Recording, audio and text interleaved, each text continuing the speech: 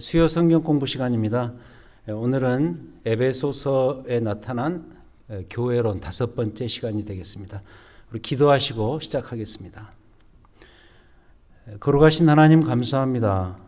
하나님께서 교회를 이 땅에 세우시고 또 거룩한 주의 공동체로 만들어 가시기 위해서 우리에게 말씀을 주시고 또 말씀을 따라 행하며 순종할 수 있는 믿음을 주셔서 혼자가 아니라 여럿이 같이 모여서 주의 교회를 이루어가고 그로 인해서 온 세상에 하나님 나라의 은혜와 복이 넘칠 수 있도록 사용해 주신 것을 감사드립니다.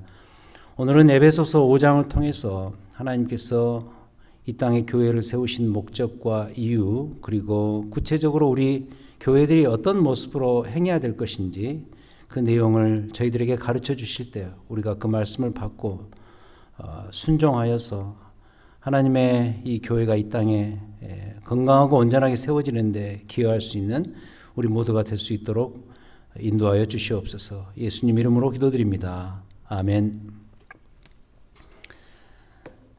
자, 오늘은 이미 말씀드린 것처럼 거룩함의 공동체 교회라는 제목으로 에베소서 5장을 통해서 교회론 공부를 계속해서 하도록 하겠습니다.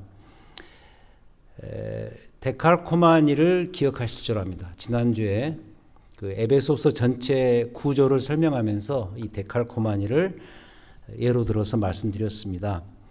에베소서는 마치 이 데칼코마니 같은 책이다. 그러니까 도화지 왼편에는 왼편에 있는 물감으로 그려진 그 그림은 앞 3장, 1장부터 3장의 내용이 되겠고, 오른편, 도화지 오른편에 있는 그것은 4장부터 6장, 후반부죠. 그 내용이 되겠습니다. 그러니까 왼편에 있는 1장부터 3장은 교회와 신앙의 그 원리에 대한 이야기. 그래서 그걸 이제 서술형 신앙이라 그랬죠. 예를 들어서 하나님은 사랑이시라. 그렇다면 도화지 오른편에 있는 4장부터 6장은 우리의 삶에 대한 이야기. 그러니까 그 원리에 순종해서 어떻게 우리의 신앙생활과 교회 생활에 그 원리를 적용할 것인가. 적용의 차원에서 실천적인 문제를 다루는 부분이다. 신앙의 그래서 명령형이다. 하나님은 사랑이시니 그러므로 우리가 서로 사랑해야 된다. 그 가운데 그러므로가 있다라는 말씀을 드렸습니다. 그렇다면 오늘 우리가 배울 그 내용인 교회의 거룩함은 아마 도화지 이쯤 되지 않을까. 이 빨간 손으로 표시했습니다만은 조금 더 이제 여러분 보시는 데서는 왼쪽으로 더 왔죠.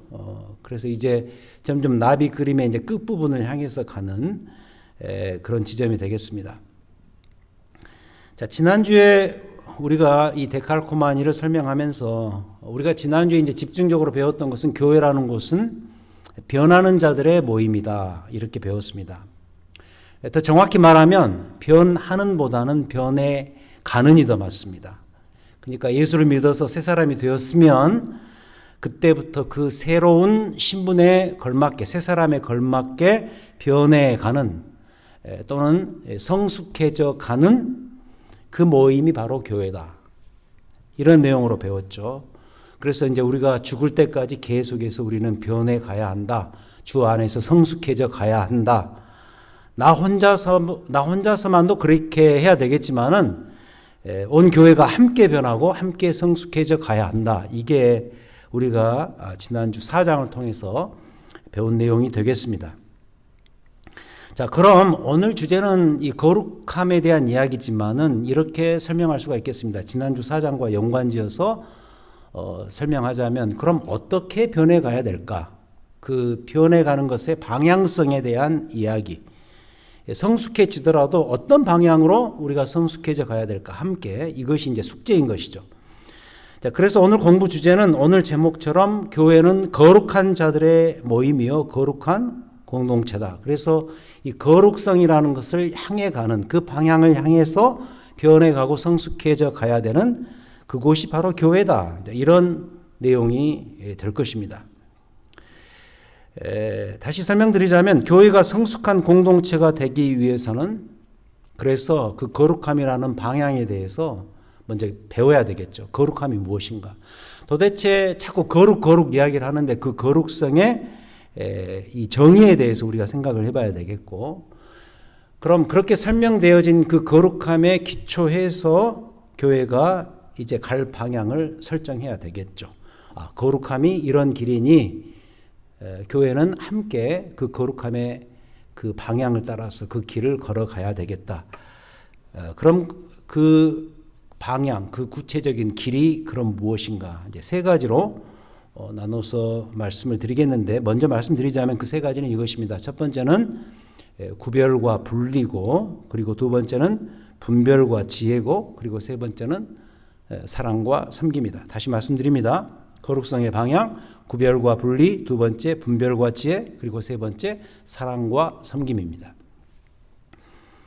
첫 번째로 구별과 분리에 대해서 말씀드리겠습니다. Separation from the world, 세상으로부터의 분리 또는 구별.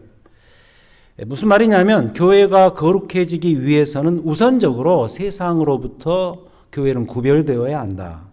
그래서 세상과 결국 분리되어야 한다. 그럴 필요가 있다는 가르침입니다. 이게 얼마나 중요한 주제인지 이 에베소서 5장을 출발하는 그 출발 지점에서부터 사도 바울이 강조를 하는데, 그 대표적인 구절이 7절입니다. 7절. 그러므로 그들과 함께하는 자가 되지 말라. 굉장히 강력한 요청이죠. 그들과 함께하는 자가 되지 말라. 분리를 이야기하죠.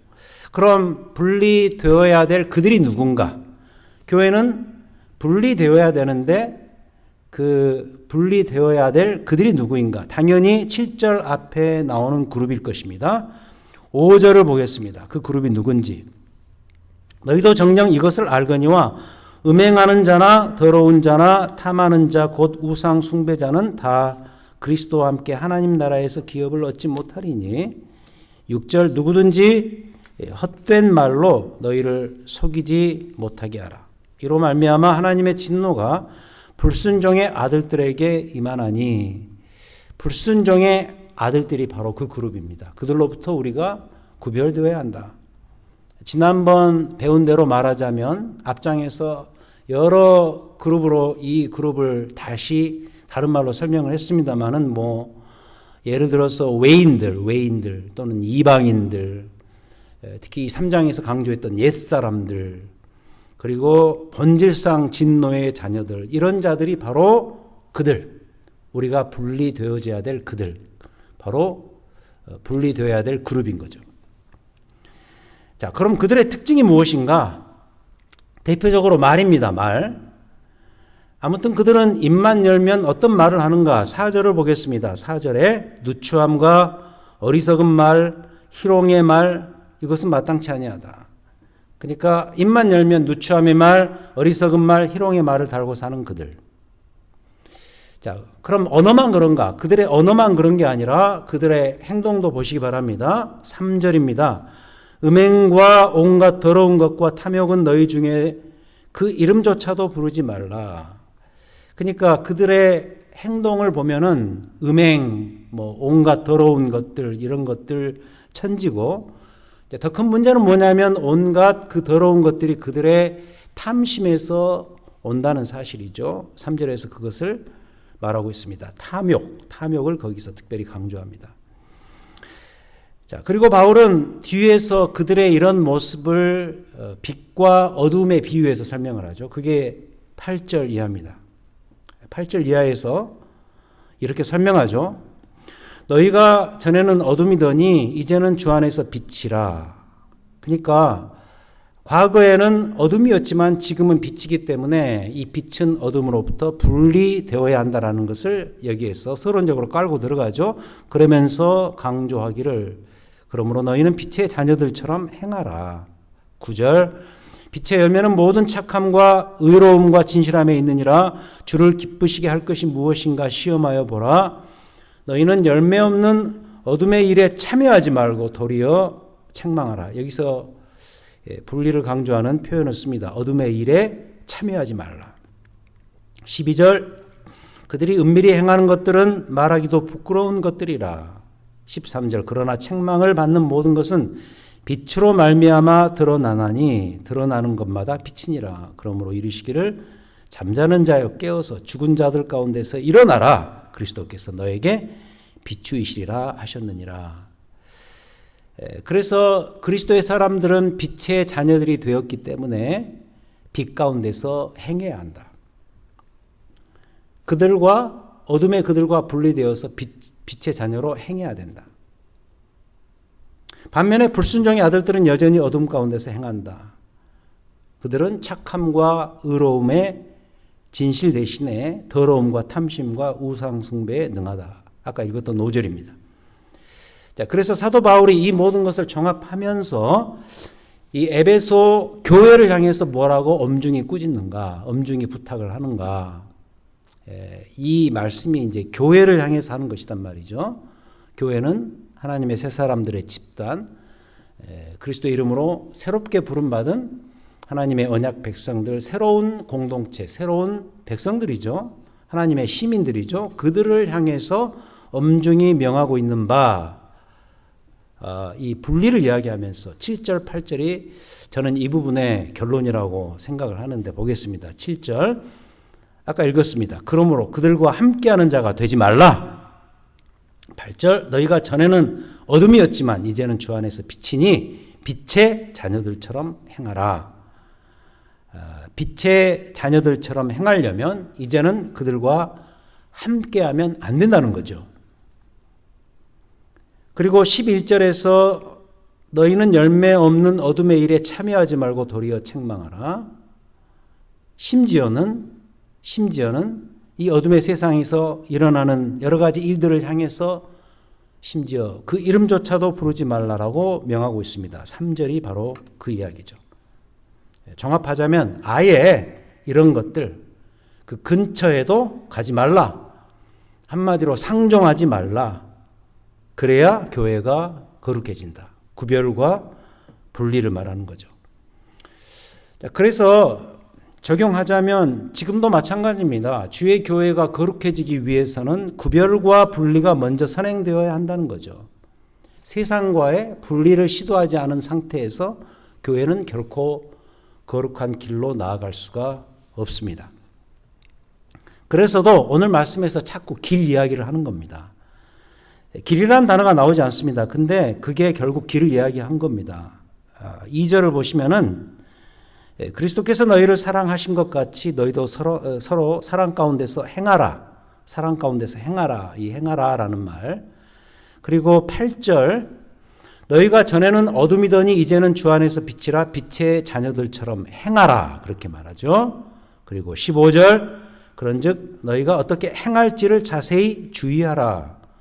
여기에 행하라가 걸으라라는 말입니다. 길을 걸으라라는 그런 의미가 이 행하라라는 단어입니다. 영어 역본에 보면 그래서 walk이라는 단어를 그대로 다 쓰죠. 자, 길이죠, 길. 길은 선택입니다, 선택. 나 혼자서 어딘가를 가야 된다면 나는 여러 갈래의 길의 옵션 중에서 하나를 선택해서 가야 됩니다. 지금이야 GPS가 발달되어서 가장 빠르고 편리한 길, 안전한 길로 유도를 다 해줍니다만은 지도 세대 때는 그러지 않았죠.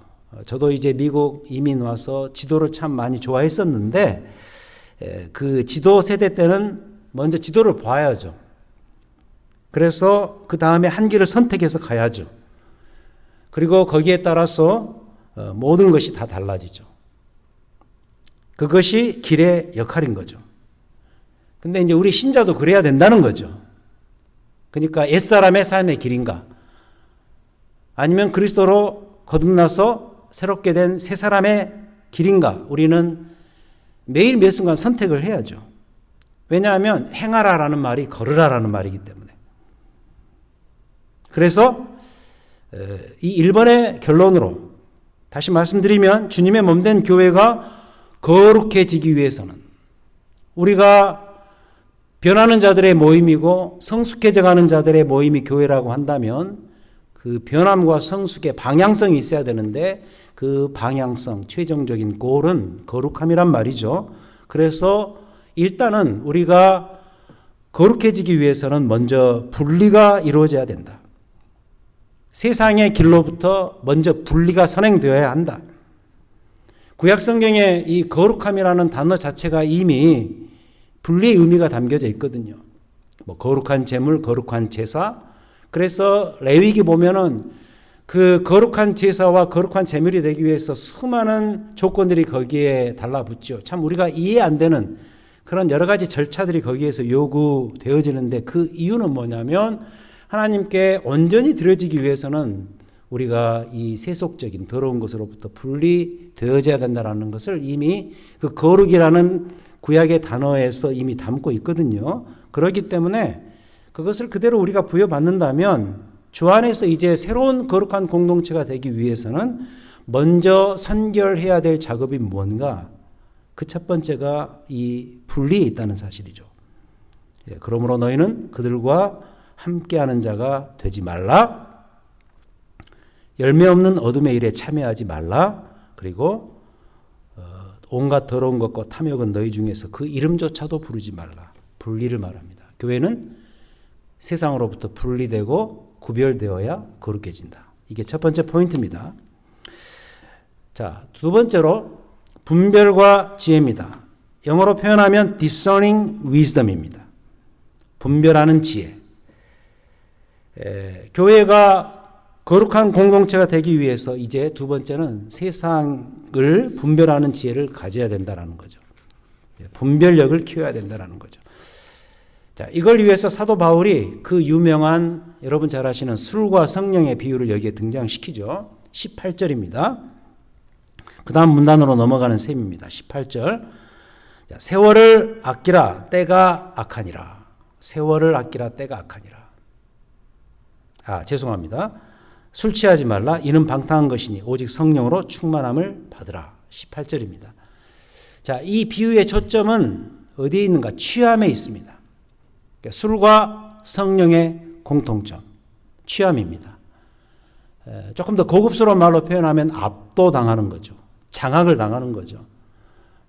영어로는 captivation, being captivated. 멀리 갈 필요 없겠죠. 술에 취해 보신 적이 있는지 모르시겠지만 술에 취하면 술에 의해서 내가 장악을 당하죠. 그 술에 내가 압도당합니다. 한마디로 자기 통제가 안 됩니다. 셀프 컨트롤이 안 됩니다. 자기 마음대로 안 되죠. 왜냐하면 술에 장악당하기 때문에. 전에도 한번 드린 예입니다만 제 대학 친구 하나가요. 그래요. 이 술만 마시면은 선배들한테 딴지를 걸기 시작해요. 시비를 걸고 또 반말을 하고 시키지도 않았는데 온갖 못된 짓을 해요. 그럼 결국 피를 봅니다. 얻어 터집니다. 그래야 끝이 나요. 그 다음날 이제 정신이 말짱할 때 제가 친구니까 또 물어보죠. 너 어제 저녁에 왜 그랬냐? 그렇게 물어보면 모르겠대요. 자기가 언제 그랬느냐 그렇게 대답을 해요. 그러면서 선배들 찾아가서 다시 무릎을 꿇고 빌면서 잘못했다 그러고. 바로 이런 거예요. 술에 취하면 술에 압도당하기 때문에 그런 비정상적인 자기가 원하지 않는 행동 이런 것들을 하게 되죠. 이 셀프 컨트롤, 자기 통제가 안 되는 거죠. 그래서 이 본문은 예를 들어서 술을 절대 마시지 말라 이런 가르침이기보다는 하나의 비유인 거죠. 술에 취하면 사람이 이렇게 되니 그 대신에 술 대신에 성령에 취하도록 하라. 성령에 압도되고 성령에 장악당하라. 그러기 위해서 성령으로 충만함을 받으라. 이렇게 명령을 하고 있는 것입니다. 그렇다면 술 대신에 성령으로 충만해진 자들의 모임인 교회. 그 교회가 온 공동체가 성령으로 충만해졌을 때 거기에서 드러나는 열매, 결과가 무엇인가? 그것이 바로 그 다음 이어지는 19절 이하입니다. 성령으로 충만함을 받을 때 어떤 일들이 벌어지는가? 19절 그 공동체 안에 발생하는 모습인데 시와 찬송과 신령한 노래들로 서로 화답하며 너희의 마음으로 주께 노래하며 찬송하며 범사에 우리 주 예수 그리스도의 이름으로 항상 아버지 하나님께 감사하며 그리스도를 경외함으로 피차 복종하라. 자, 이런 열매들이 자연스럽게 맺혀진다는 것입니다. 다 하나님을 찬송하고 하나님으로 인해서 감사하고. 아까 예를 들어서 말이 중요하다 그랬잖아요.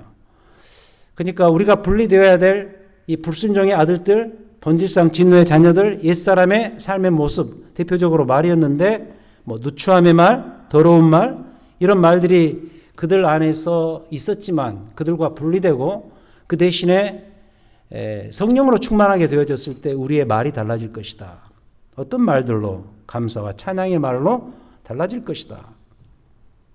공동체의 언어가 생기는 것이죠. 찬양, 감사의 말로 대체되는 역사가 일어날 것이다. 이런 이야기입니다. 자, 그럼 사도 바울이 이렇게 명령하고 있는 근본적인 배경이 있습니다. 그게 무엇 때문인가? 16절입니다. 세월을 아끼라 때가 악하니라. 이 시대가 너무 악하기 때문이다. 이 시대를 돌아볼 때, 이 시대를 바라볼 때 성령의 세술에 취한 그 믿음의 사람들, 믿음의 공동체가 필요할 수밖에 없다는 이야기겠죠. 이 시대가 악하면 사람들의 삶의 특징이 뭐냐면 자기에게 주어진 그 시간을 헛된 데다 갖다 바친다는 거죠. 그래서 사도 바울이 때가 악하니라 하면서 세월을 아끼라라고 명령하고 있는 거예요. 이건 역시도 우리가 오해를 하면 안 되는 게 뭐 시간 낭비하지 말라, 열심히 살아라. 참 내가 열심히 시간 낭비하지 않고 살기를 원했는데 마치 내가 예수 믿고 성경을 보니까 이 구절이 또 그런 게 있네. 이렇게 생각하실지 모르겠어요. 이런 정도의 이야기가 아니죠. 물론 뭐 우리가 시간 낭비하지 않고 열심히 살아야 되지만은 뭐 시간 낭비 안 하면서 무조건 열심히 산다고 해서 모든 문제가 해결되는가? 또 그건 아니잖아요. 그죠?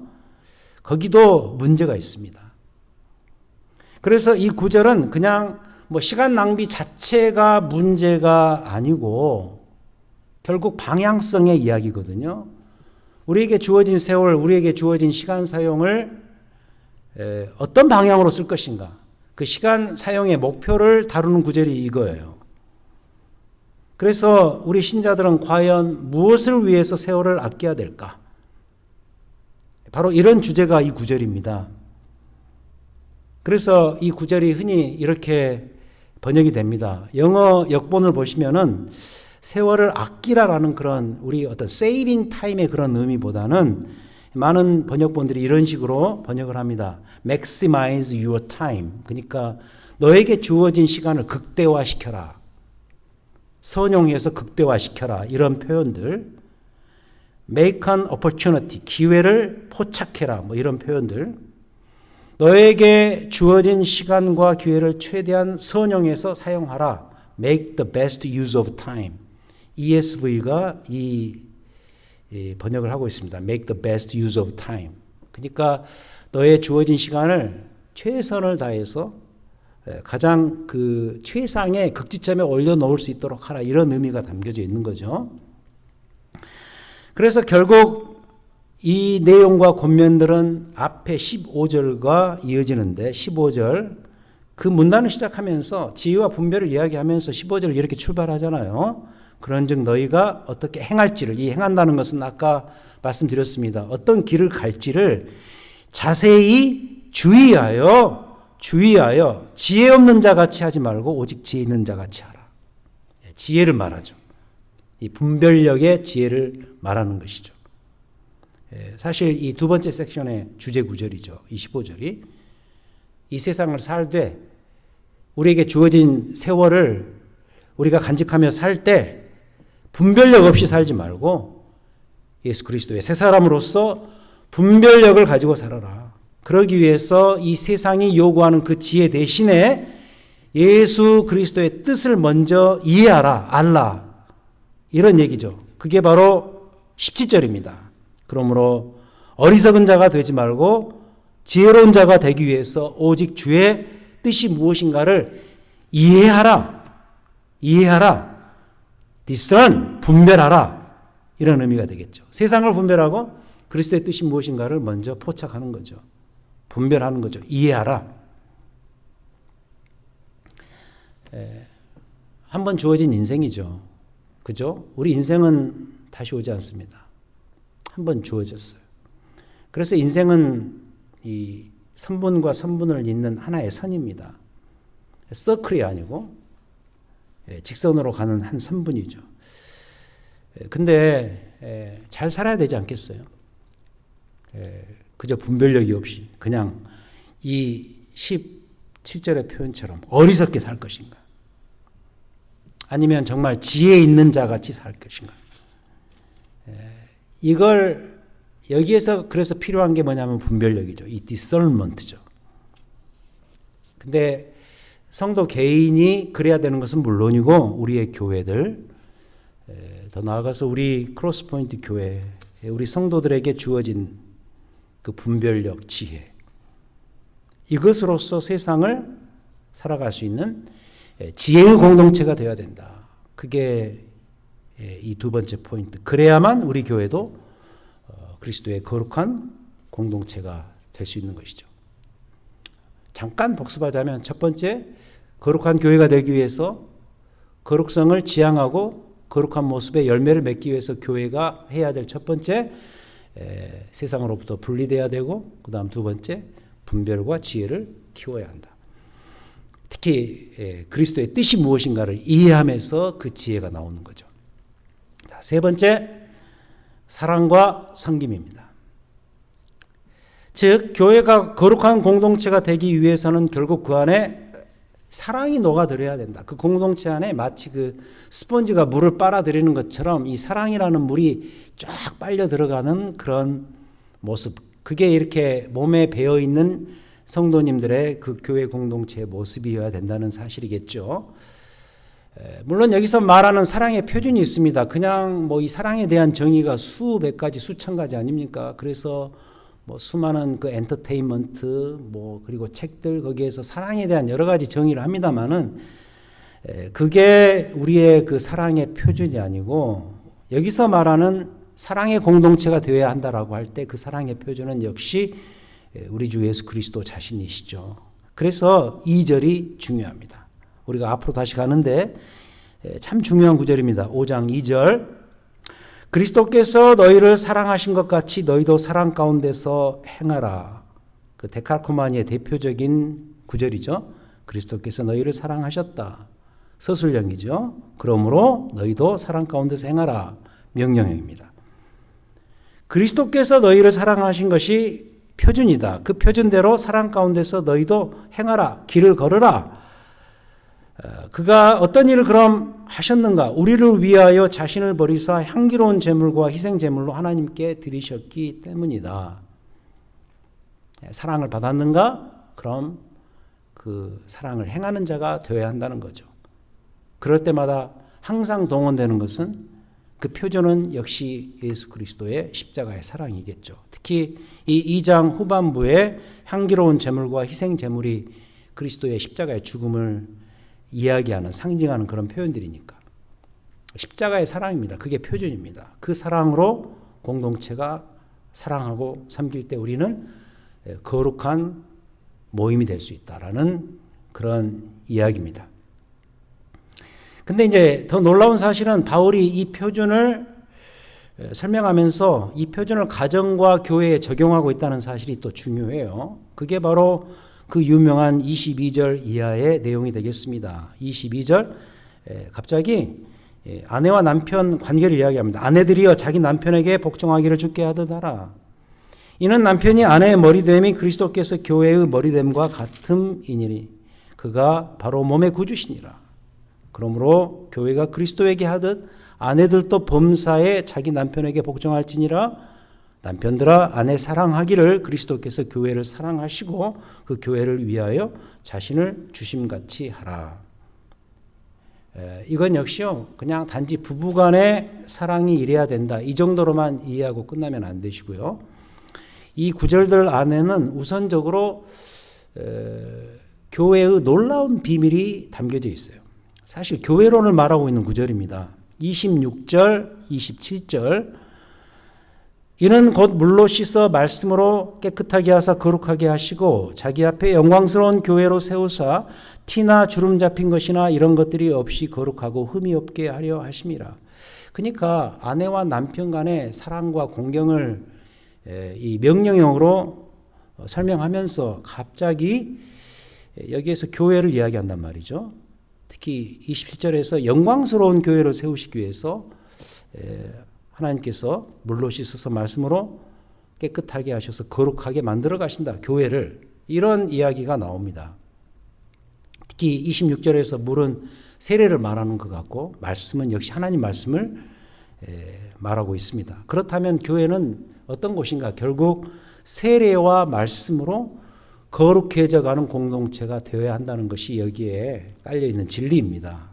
그래야만 특히 그 마지막 날에 교회는 거룩하고 흠이 없는 공동체로 세워질 것이다. 이 표현은 비단 여기만 나오는 게 아니라 사도 바울이 쓴 서신에 아주 많이 나옵니다. 항상 마지막 부분에 가서 특히 데살로니가 전서에서 그 이야기를 많이 하죠.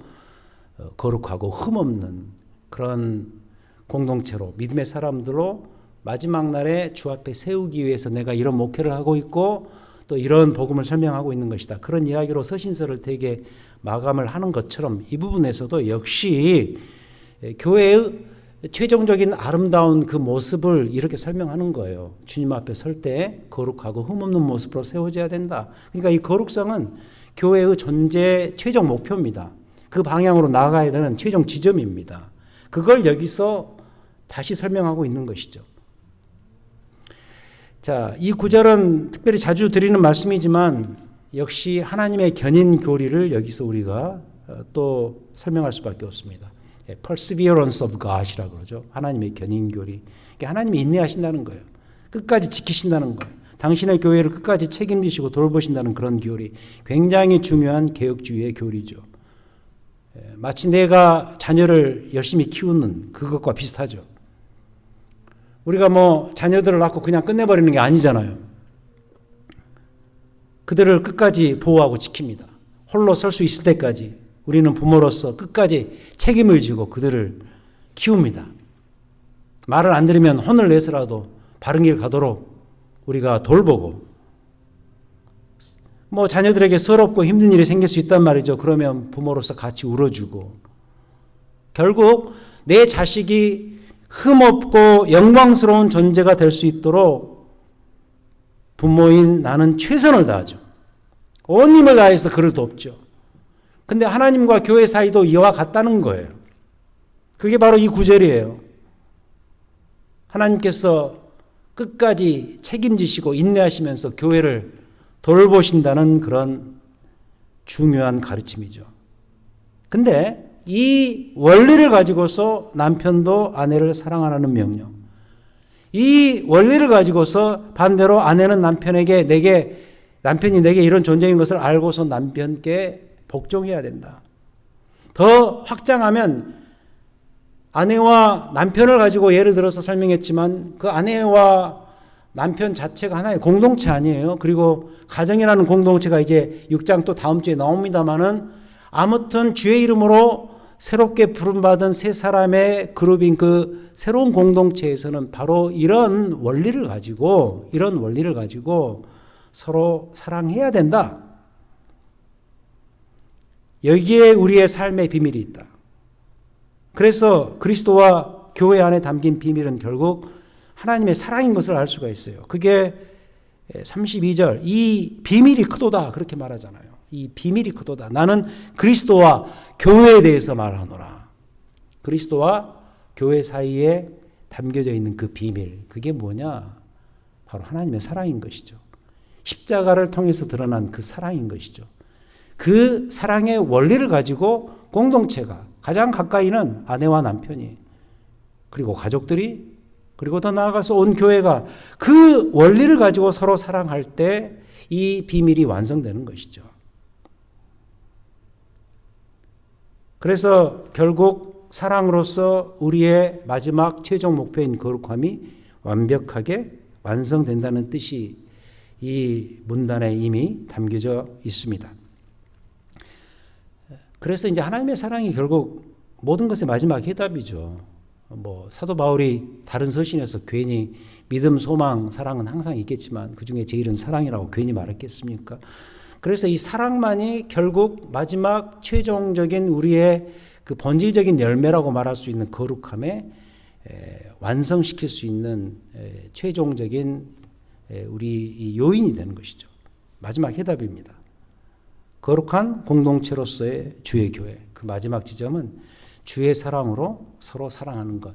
그로 인해서 거룩한 교회가 되어질 수 있다라는 내용입니다. 자, 그런 점에서 저는 좀 실천적으로 이런 적용을 이렇게 해드리고 싶습니다. 교회는 어떤 것인가? 거룩한 공동체.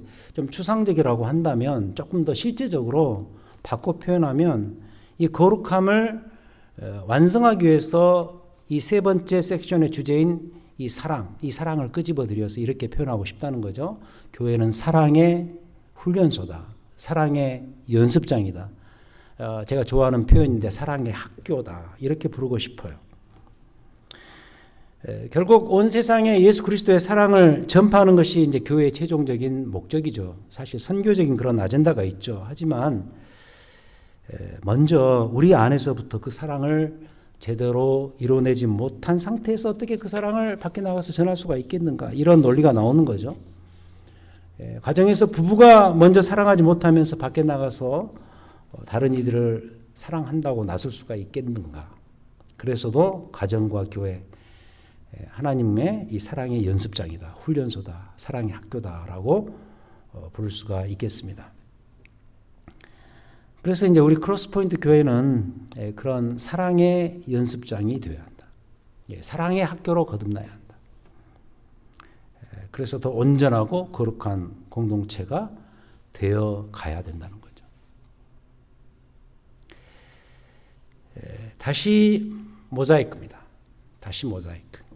지난주 이 모자이크에 대해서 설명을 했죠. 교회는 멜팅팟도 아니고 샐러드 볼도 아니고, 그 이유는 멜팅팟은 모든 재료들을 거기에 다 집어넣어서 끓이지만 결국 하나의 맛을 다 녹여가지고 하나의 맛을 내잖아요. 각 개체의 특성이 없어지는 거죠. 샐러드 볼도 그렇다라는 거죠. 그 각자의 모습은 남아있지만 그걸 섞었을 때 결국 그 개체의 맛이 사라지죠. 그래서 교회는 모자이크다. 각 파편이 그대로 살아있고 그게 함께 모였을 때 그 파편이 개체적으로 살아있는 상태에서 아름다운 전체의 멋을 내는 거죠. 그게 모자이크입니다. 아름답죠. 그죠? 나름대로 좀 아름다운 것을 픽업해 봤는데, 뭐 더 아름다운 것도 있지만은 그래도 이게 제일 나은 것 같더라고요. 그래서 픽업을 해 봤습니다. 참 아름답죠. 근데 이제 이 모자이크 이야기를 다시 꺼내는 이유는 뭐냐면, 지난주는 그 각 교회의 지체들의 그 특성, 은사, 그게 모여서 함께 온전해져 가고 성숙해져 가고 변해 가야 된다라는 이 성숙이라는 주제를 가지고 이 모자이크를 끄집어들여서 설명을 했습니다만은, 오늘은 거룩함이라는 주제로 다시 이 모자이크를 풀어볼 수가 있겠어요. 거룩이라는 타이틀로 우리가 설명하자면 모자이크의 각 파편이 다 거룩해요. 노란색으로 거룩하고 보라색으로 거룩하고 그 다음에 푸른색으로 거룩하죠. 나름대로의 거룩함이 있다는 거죠. 근데 이게 한데 모여서 찬란한 아름다운 찬란한 거룩성을 만듭니다. 그래서도 역으로 이 교회는 어떤 개별적인 거룩함으로 설명되어서는 안 된다는 거죠. 그러니까 이 모자이크가 될 수 있는 이유는 각 파편의 개별적인 아름다움보다는, 개별적인 거룩함보다는 그게 합해졌을 때 드러나는 아름다움과 거룩함이기 때문에, 교회가 이런 곳이라면 교회를 개별적인 미 또는 개별적인 거룩함으로 설명해서는 안 된다. 예를 들어서 담임 목사 혼자만 거룩하다든지, 물론 목회자는 거룩해야죠. 하지만 목회자 혼자만 거룩한다든지, 그리고 성도들은 그 거룩함에 대해서 전혀 신경 안 쓴다든지, 만약 그렇게 된다면 담임 목회자가 여러분들이 보시는 그 오른쪽에 가운데 노란 것이라고 한다면 혼자만 노란색으로 거룩하고 뭐 다른 사람들은 거룩에 대해서 신경 쓰지 않기 때문에 다른 데는 뭐 무색인 거죠. 전혀 뭐 모자이크가 아니죠. 또는 장로님들 각자만 거룩해지는 그런 것이 교회인가? 아니라는 거죠. 개별적인 거룩함으로 설명될 수 없는 것이 교회다. 교회는 어떤 곳인가? 온 공동체 멤버들이 각자 그리고 함께, 이게 중요해요. 각자 그리고 함께 거룩해져 가야 한다. 그러할 때 이 모자이크가 거룩한 모자이크가 된다. 그렇게 말씀을 드릴 수가 있겠어요. 자, 그래서 저는 오늘 말씀의 결론으로서 27절, 아까 읽은 27절을 강력히 추천하고 싶습니다. 27절. 한번 같이 집에서도 읽어보시죠. 27절 중요한 구절입니다. 자기 앞에 영광스러운 교회로 세우사 티나 주름 잡힌 것이나 이런 것들이 없이 거룩하고 흠이 없게 하려 하심이라. 이 영광스러운 교회라는 표현을 씁니다. 그러니까 교회의 거룩함을 사도 바울은 영광성으로 설명하고 있다는 거죠. 이 영광스러움이라는 것은 항상 우리의 마지막 지점이거든요. 우리 신자 각자가 가장 영광스럽게 되는 그 지점이 우리의 인생의 마지막 시점 아니겠어요? 이 신학적으로는 영화, 글로리피케이션이라고 이야기하는데 우리가 이 세상 살면서 그 영광의 최종적인 지점을 우리가 누릴 수 없습니다. 뭐 맛보기로 일시적으로 누릴 수 있겠지만 그 완성된 모습으로는 누릴 수가 없습니다. 하지만 성도의 마지막 그 순간 죽음은 우리가 가장 영광스럽게 되는 그 지점인 것처럼 교회 전체의 그 영광성은 그 마지막 지점에 이루어지겠지만 그것을 뭐라고 여기서 말하는가? 영광스러운 교회로 세웠는데 그것을 이렇게 설명하네요. 티나 주름 잡힌 것이나 이런 것들이 없이 거룩하고 흠이 없게 하려 하시는 것이다. 그러니까 거룩한 교회는 또는 거룩해져 가는 교회는 영광스러운 교회인 거예요. 다시 말해서 교회가 함께 거룩해져 갈 때 그 교회는 하나님의 그 영광을 대변할 수 있는 그런 기관이 드디어 될 수 있다는 것이죠. 너무 멋진 모습이죠. 너무 아름답고 찬란한 장면입니다. 그래서 이 에베소서 5장에서는 그 마지막 지점을 향해서 이 교회를 픽처로 제시하고 있는 거죠. 이 모자이크의 찬란함 다시 한번 볼까요? 이 모자이크의 아름다움, 영광이죠. 아름다움이죠. 아름다운 영광, 그 영광스러움이 돋보이는 기관 바로 어딘가? 하나님의 교회죠. 그리고 그 중에 한 곳이 어디일까? 바로 우리 크로스포인트 교회. 우리 크로스포인트 교회가 지금 이 세크라멘토 이 지역에 존재하는 목적과 이유를 이런 차원에서 다시 한번 깨달았으면 좋겠네요. 이런 차원이 뭐냐면 바로 거룩함이라는 레벨, 더 나아가서 영광스러움, 아름다움의 레벨. 마지막 우리가 주님 앞에 섰을 때 우리 온 교회 공동체가 어떤 모습으로 설 것인가? 영광스러운 모습으로 서야 되는데 그게 바로 지금부터 거룩해져 가는 교회. 거룩함의 최종적인 열매를 맺을 수 있는 그런 교회. 그것을 지향하는 교회. 그런 교회가 되어야 하겠습니다.